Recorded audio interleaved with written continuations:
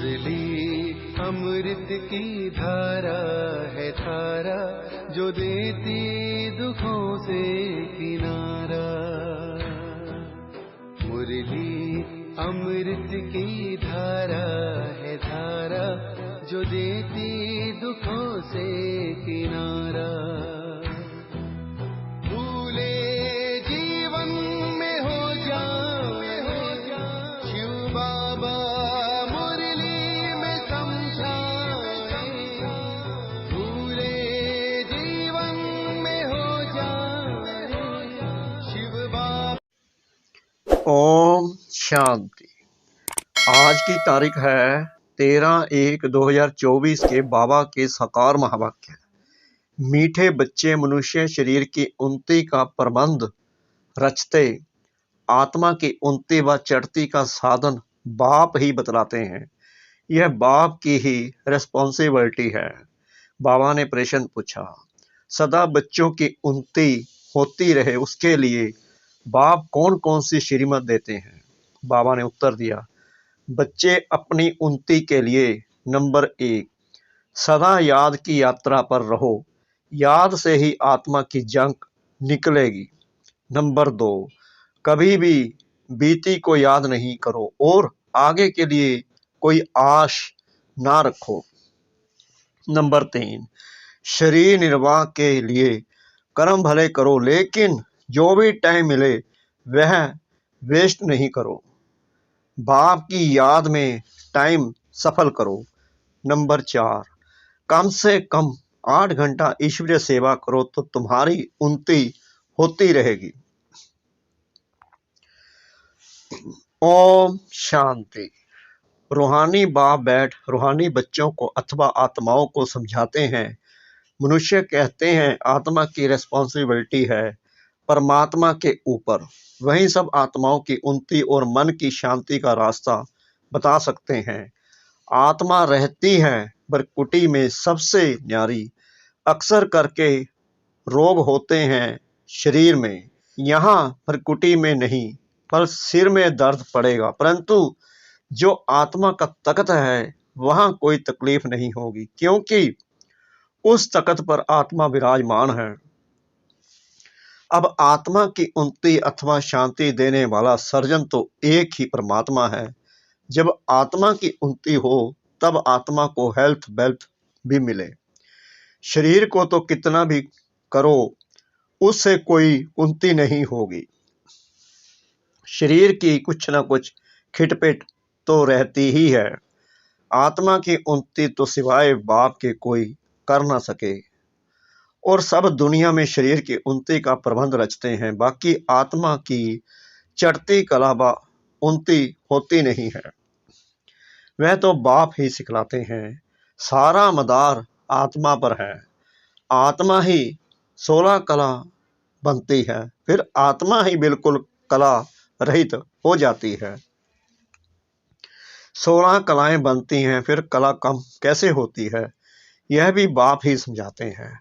कौन समझाते हैं? परम पिता परमात्मा।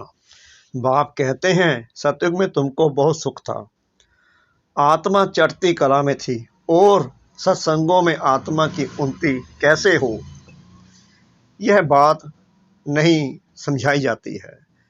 वह जिस्मानी नशे में रहते हैं, देह अभिमान है। बाप तुमको देही अभिमानी बनाते हैं। आत्मा जो तमो प्रधान बनी है उनको सतो प्रधान बनाना है। यहाँ सब है रूहानी बातें, वहाँ है जिस्मानी बातें। सर्जन लोग एक हाथ निकाल दूसरा डालते हैं, उनका आत्मा से कोई ताल्लुक नहीं। आत्मा तो बरकुटी में रहती है, उनका ऑपरेशन आदि कुछ नहीं होता। अच्छा, बाप समझाते हैं कि आत्मा की उन्नति तो एक ही बार होती है। आत्मा जब तमो प्रधान हो जाती है तब आत्मा की उन्नति करने वाला बाप आता है। उनके बिगर किसी भी आत्मा की चढ़ती कला हो ना सके। बाप कहते हैं यह छीछी तमो प्रधान आत्माएं मेरे पास आ ना सके। तुम्हारे पास जब कोई आते हैं तो कहते हैं शांति कैसे मिले अथवा उन्नति कैसे हो, परंतु यह नहीं जानते कि उन्नति के बाद हम कहाँ जाएंगे, क्या होगा। पुकारते हैं पति से पावन बनाओ, जीवन मुक्ति धाम में ले जाओ।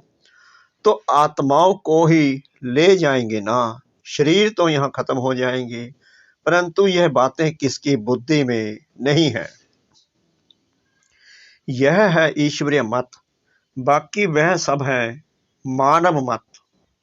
ईश्वरीय मत से एकदम आसमान में चढ़ जाते हो, शांति धाम सुख धाम में, फिर ड्रामा अनुसार नीचे भी उतरना ही है। आत्मा की उन्नति के लिए बाप के सिवाय और कोई सर्जन नहीं। सर्जन फिर तुमको आप समान बनाते हैं। कोई तो बहुतों की उन्नति अच्छी करते हैं, कोई मीडियम, जो पढ़ाई अच्छी तरह पढ़ते हैं वो उन्नति कर लेते हैं, जो मीडियम पढ़ते हैं वो वैसी उन्नति करते हैं।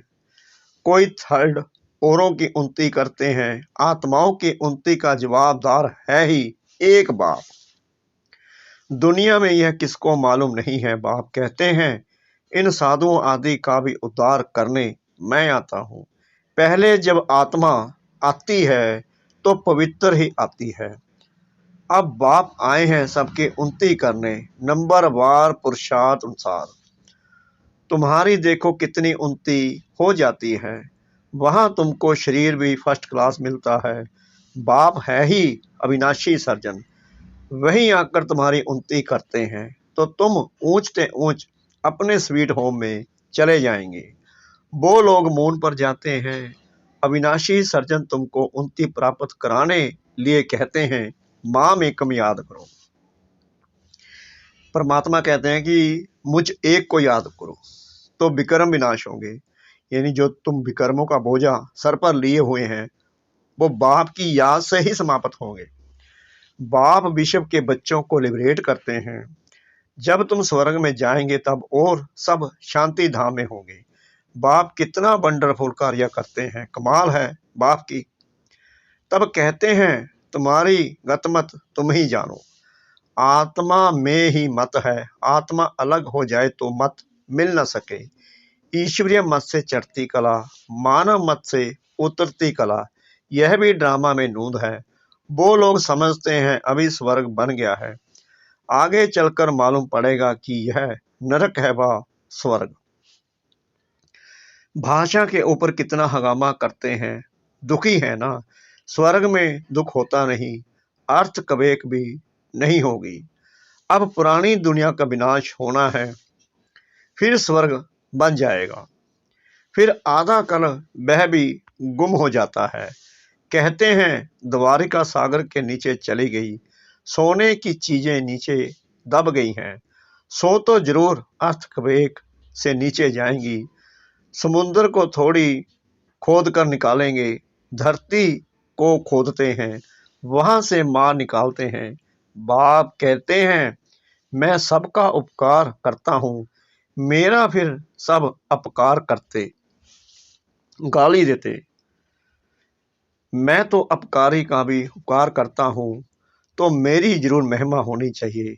भक्ति मार्ग में देखो कितना मान है। तुम बच्चे भी बाप की कितनी महिमा करते हो। चित्तर में 32 गुण दिखाए हैं। अभी तुम भी बाप जैसे गुणवान बन रहे हो तो कितना पुरुषार्थ करना चाहिए, टाइम वेस्ट नहीं करना चाहिए। बहुत हाईएस्ट बाप पढ़ाते हैं तो रोज जरूर पढ़ना चाहिए, यानी कि मुरली रोज पढ़नी चाहिए, फिर मुरली का मनन भी करना चाहिए। यह अविनाशी बाप भी है, टीचर भी है, पिछाड़ी में आने वाले पुरानों से भी तीखे जा रहे हैं। अब सारी दुनिया की उन्नति हो रही है बाप द्वारा। श्री कृष्ण को भी गुणवान बनाने वाला बाप है, सबको देने वाला है, बाकी सब लेते हैं। यह घराना बन रहा है नंबर वार पुरुषार्थ अनुसार। बेहद का बाप देखो कितना मीठा और कितना प्यारा है। ऊंचे ते ऊंचे बाप द्वारा अब सबकी उन्नति हो रही है, बाकी तो सबको सीढ़ी उतरनी है। कमाल है बाप की। बल खाओ पियो सब कुछ करो, सिर्फ बाबा के गुण गाओ। ऐसे नहीं, बाबा की याद में रहने से खाना नहीं, खा सकते। रात को फुर्सत बहुत मिलती है, 8 घंटा तो फुर्सत है। बाबा कह रहे हैं रात को तो आप फ्री हो, फुर्सत मतलब फ्री, रात को तो 8 घंटा याद कर सकते हो। बाप कहते हैं कम से कम 8 घंटा इस गवर्नमेंट की सर्विस करो, जो भी आए उनको आत्मा की उन्नति के लिए रास्ता बताओ। जीवन मुक्ति माना विश्व का मालिक और मुक्ति माना ब्रह्मांड का मालिक। यह समझाना तो सहज है ना, परंतु तकदीर में नहीं है तो तदबीर क्या कर सकेंगे। बाप समझाते हैं कि बाप की याद सिवाय आत्मा की जंग निकल नहीं सकती। फल ज्ञान सारा दिन सुनाओ, परंतु आत्मा की उन्नति का उपाय याद के सिवाय और कोई नहीं। बाप बच्चों को बहुत प्यार से रोज रोज समझाते हैं, परंतु अपनी उन्नति करते हैं व नहीं करते हैं वह हर एक खुद समझ सकते हैं। यह सिर्फ तुम नहीं सुनते हो, परंतु सब सेंटर्स वाले बच्चे सुनते हैं। यह टेप रखी है, यह भी अपने में आवाज भरकर जाती है। सर्विस पर यह बहुत सर्विस देती है। बच्चे समझते हैं शिव बाबा की मुरली हम सुनते हैं। तुम्हारे द्वारा सुनने में इनडायरेक्ट हो जाता है, फिर यहाँ आते हैं डायरेक्ट सुनने के लिए। फिर बाबा ब्रह्मा मुख द्वारा सुनाते हैं अथवा मुख द्वारा ज्ञान अमृत देते हैं। इस समय दुनिया तमो प्रधान हो गई है, तो उस पर ज्ञान की वर्षा चाहिए। वह पानी की वर्षा तो बहुत होती है, उस पानी से तो कोई पावन बन नहीं सकता। यह है सारी ज्ञान की बात। बाप कहते हैं अब जागो, मैं तुमको शांति धाम ले जाता हूँ। आत्मा की उन्नति भी इसमें है, बाकी सब हैं जिस्मानी बातें।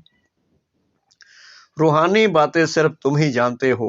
पद्मपति भाग्यशाली सिर्फ तुम ही बनते हो।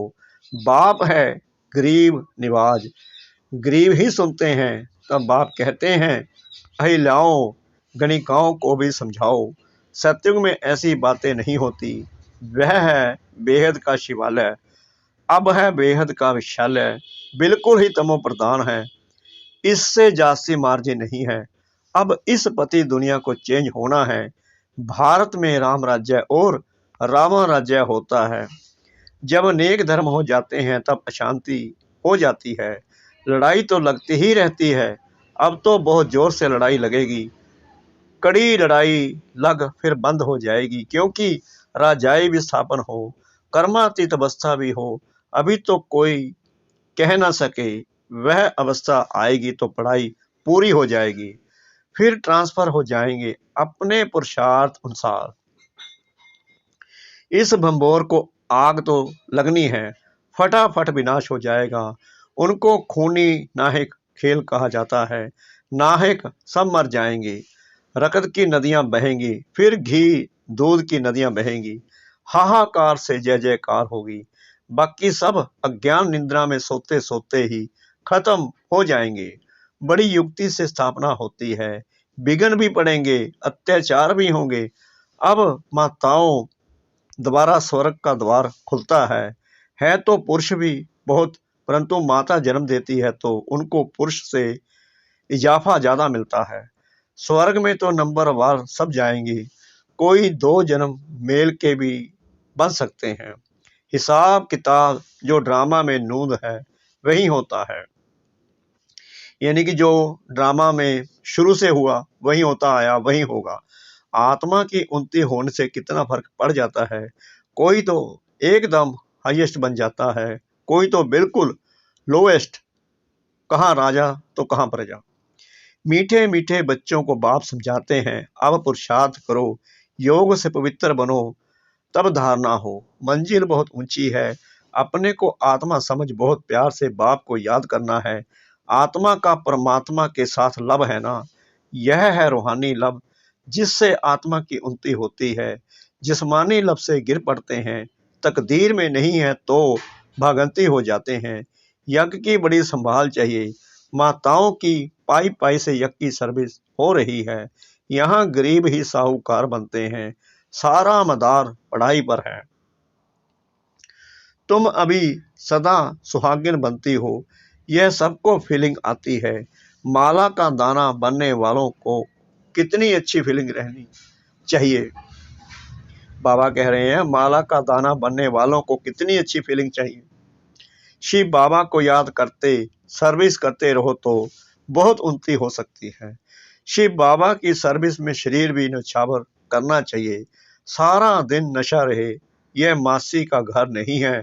देखना है हमने अपनी कितनी उन्नति की है, कि अपने आप को चेक करना है कि हम पढ़ाई में कहाँ तक नंबर 1 चल रहे हैं या पीछे ही चल रहे हैं। बाबा कह रहे हैं अपने को चेक करो, अपने आप चेक करो। बाबा कहते हैं बीती को याद ना करो, जो बीत गया उसको भूल जाओ, आगे बढ़ो, आगे की कोई आश मत रखो। शरीर निर्वाह अर्थ कर्म तो करना है, जो टाइम मिले उसमें बाप को याद करो तो विक्रम विनाश होंगे। बाबा बांदेलियों को भी समझाते हैं कि तुम्हें पति को बहुत अमरता प्यार से समझाना है। कोई मारे तो उन पर फूलों की वर्षा करो। अपने को बचाने की बड़ी युक्ति चाहिए, आंखें बड़ी शीतल चाहिए, कभी हिले नहीं। इस पर अंगद का भी मिसाल है, बिल्कुल अडोल था। तुम सब महावीर हो, जो कुछ पास्ट हुआ उनको याद नहीं करना है, सदैव हर्षित रहना है, ड्रामा पर अटल रहना है। बाप खुद कहते हैं मैं भी ड्रामा के बंधन में बांधा हुआ हूँ, बाकी और कोई बात नहीं। श्री कृष्ण के लिए लिखा है सब दर्शन चक्कर से मारा, यह सब कथाएं हैं। बाप तो हिंसा कर ना सके, यह तो बाप टीचर है, मारने की बात नहीं है। यह बातें सब इस समय की हैं।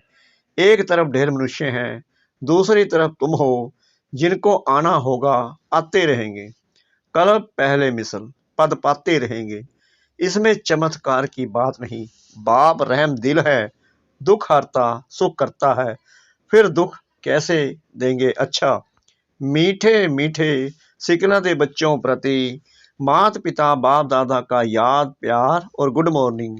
रूहानी बाप की रूहानी बच्चों को नमस्ते। हम रूहानी बच्चों की रूहानी बाप दादा को श्रद्धा भरी प्रेम भरी नमस्ते। शुक्रिया बाबा, शुक्रिया बाबा, शुक्रिया बाबा इस मीठी मीठी मीठी मुरली के लिए।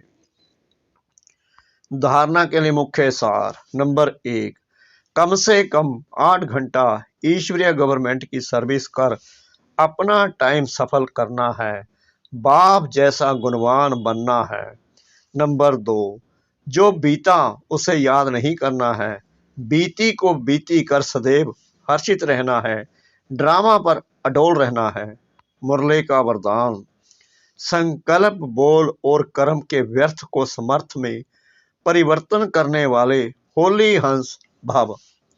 होली हंस का अर्थ है संकल्प बोल और कर्म के व्यर्थ को समर्थ में परिवर्तन करने वाले, क्योंकि व्यर्थ जैसे पत्थर होता है, पत्थर की वैल्यू नहीं रत्न की वैल्यू होती है। होली हंस फौरन परख लेता है कि ये काम की चीज नहीं है, ये काम की है। कर्म करते सिर्फ यह स्मृति इमर्ज रहे कि हम राजयोगी नॉलेजफुल आत्माएं रूलिंग और कंट्रोलिंग पावर वाली हैं, तो व्यर्थ जा नहीं सकता। यह स्मृति होली हंस बना देगी।